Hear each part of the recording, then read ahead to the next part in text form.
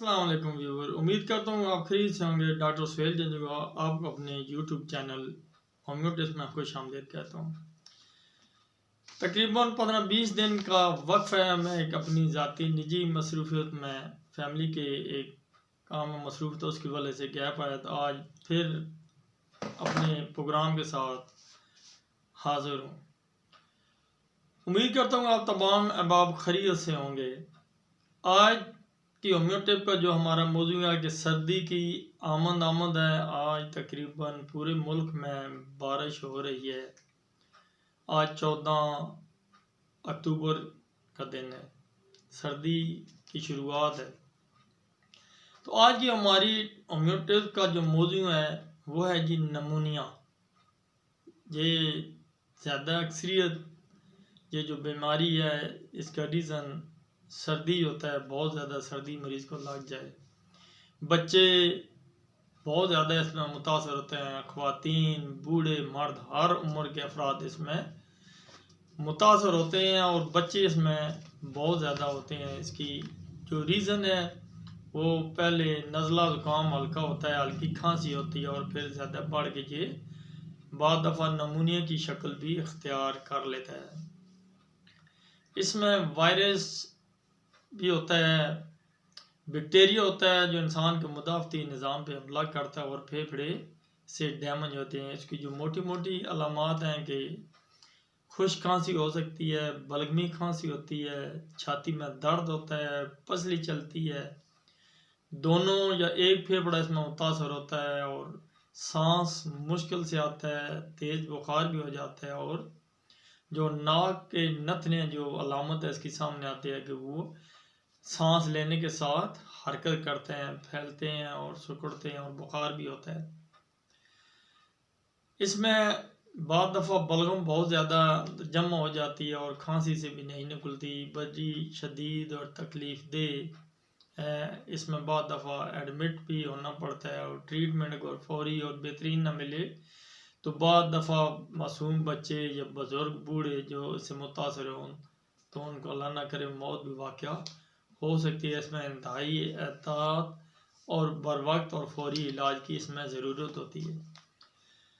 तो चलते हैं इसमें होम्योपैथी में जो इसकी मेडिसन है तो टॉप ऑफ द लिस्ट इसकी जो इब्तदाई दवाई है और जब ये शुरू हो तो उसका नाम है जी एकोनाइट।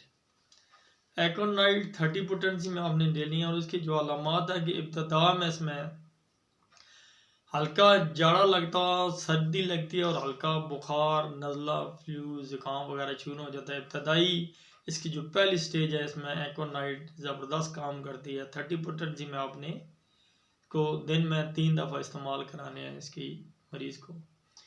इसका जो दूसरा मरला है जी उसकी जो दवाई है जी बड़ी ज़बरदस्त है, वो है जी ब्रायोनिया।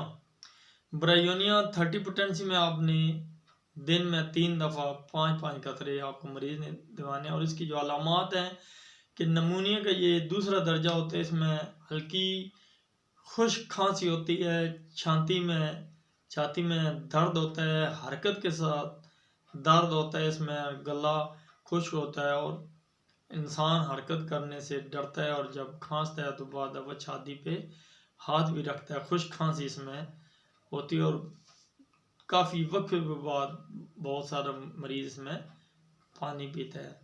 अब चलते हैं जो इसके जो तीसरा दर्जा है नमूनिया का। तीसरे दर्जे में नमूनिया का ये आखिरी दर्जा है। इसमें पीप निकलता है और पीपदार जैसे पीप है ऐसी इसमें से कफ निकलती है, सीना माउफ हो जाता है, फेफड़े माउफ और बाहर और जो बलगम है वो खारिज करना इंतहाई मुश्किल होता है। ये अलामात है जी एंटम टार्ड की। एंटम टार्ड बलगम को निकालने का काम करती है। जैसे मासूम बच्चे जो बलगम को बाहर खारिज करने की ताकत न रखें या ऐसे बूढ़े जिनमें वो सकत ना हो कि वो खंगार के बलगम को बाहर निकलें तो वहाँ पे ये एंटम टार्ड बड़ी ज़बरदस्त काम करती है। और जब पेपर में या पीप पड़ जाए, बहुत ज़्यादा इन्फेक्शन हो जाए तो एंटम टार्ड उसमें ज़बरदस्त काम करती है। एक हमारी कॉमन दवाई है जी, ये नमूनिया के तमाम दर्जों में पहले, दूसरे, तीसरे दर्जे में ज़बरदस्त हेल्प करती है। वो दवाई है जी सल्फ़र। 30 पोटेंसी में आपने दिन में 2 दफ़ा इस्तेमाल करनी है। सुबह निहार मुँह और रात को सोते वक्त आपने 5-5 कतरे 2 बूंद पानी में इस्तेमाल करनी है। ये नमूनिया के तमाम दर्जों में काम करेगी। अगली हमारी दवाई है जी लाइकोपोडियम।